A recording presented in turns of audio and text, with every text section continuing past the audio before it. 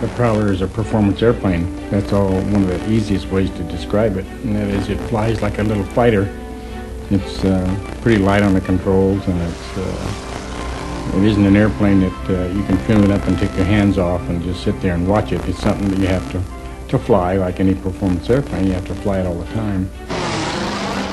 It actually flies just about the way it looks. It flies like a mini P-51.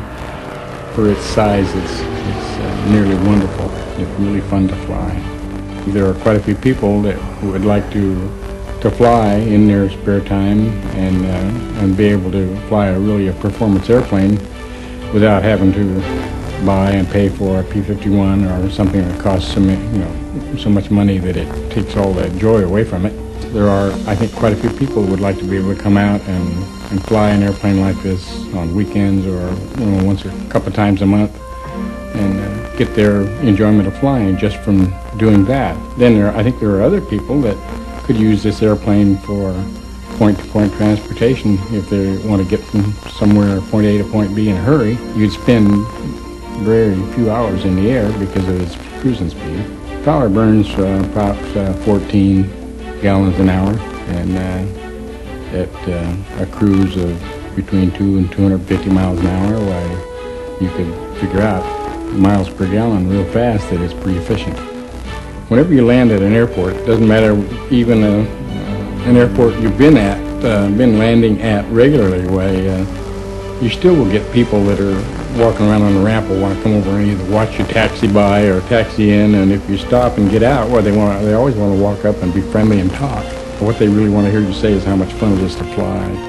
And usually when I tell somebody that way, they'll grin real big and say, "Oh, I bet it is fun to fly," because it is just what they see, and it's a sport plane that's just really a sleek beauty, Well, when I designed the Prowler, I was looking at World War II airplanes like replicas and so forth, and I really didn't see any replicas that I liked because you just can't scale them proportionately with people in them.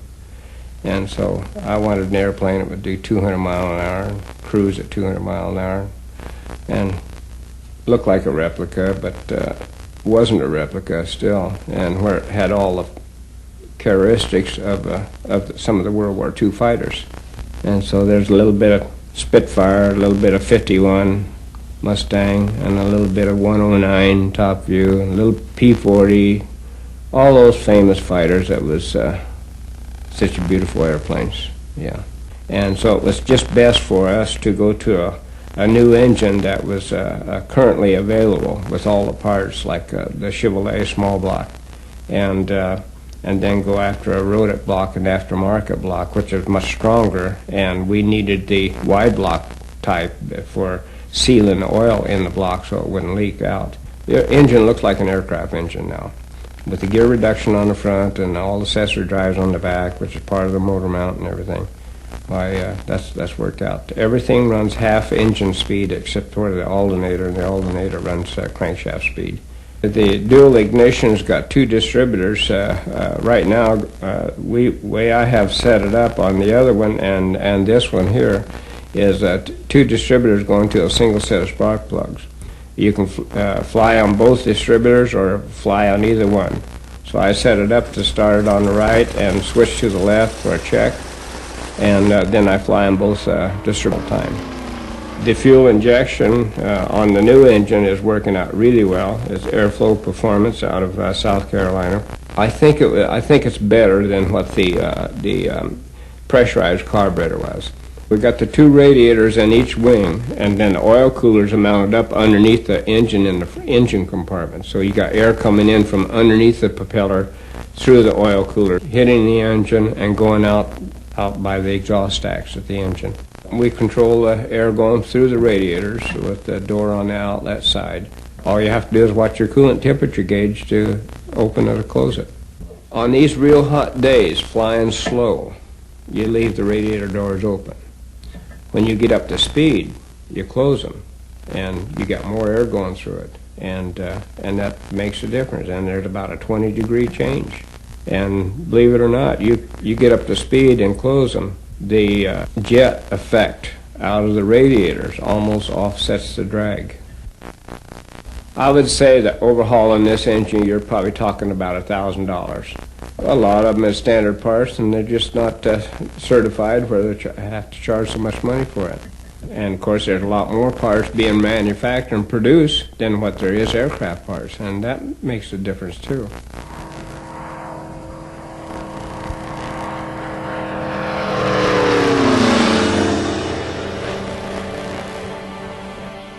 We do all the preforming, all the welding, and all the machine work. That's some of my philosophy that I wanted to see in a kit, that those three items was done.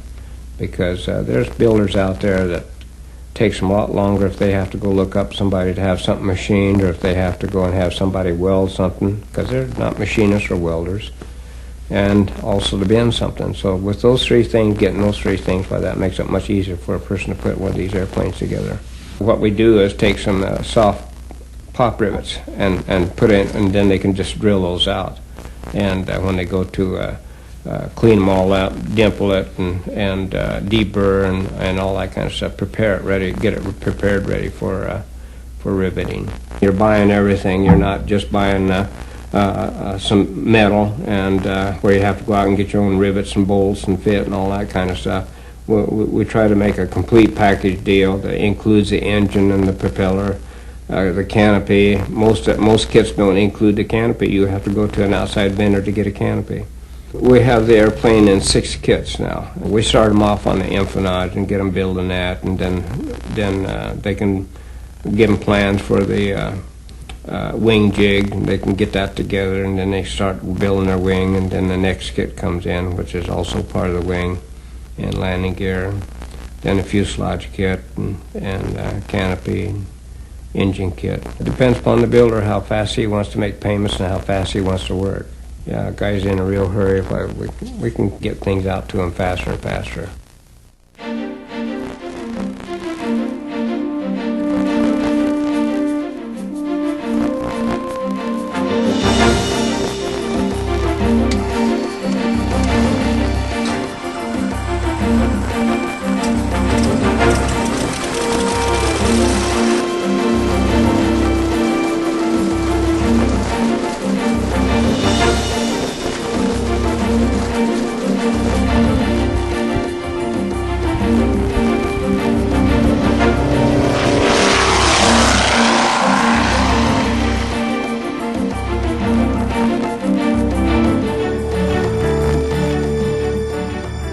I like to enter into a rolling maneuver from a little bit above maneuvering speed for an airplane, so the control surfaces work easily. So I like, in the Jaguar, that's around 140, 150 miles an hour.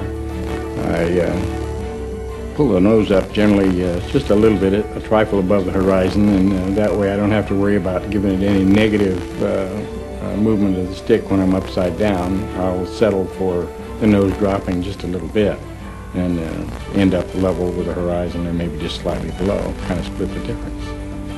In an aileron roll, you just whap it over and go around real fast. And with a barrel roll, if you're trying to make it a coordinated thing, keep the ball in the middle, why you have to do it a little slower. It's a pretty maneuver, more so than anything else. For a loop, I would enter probably about 225 minimum. And that way I end up upside down on the top of a loop, probably with about 120 an hour. A lot of good maneuvering, all the control surfaces are working real good at that speed.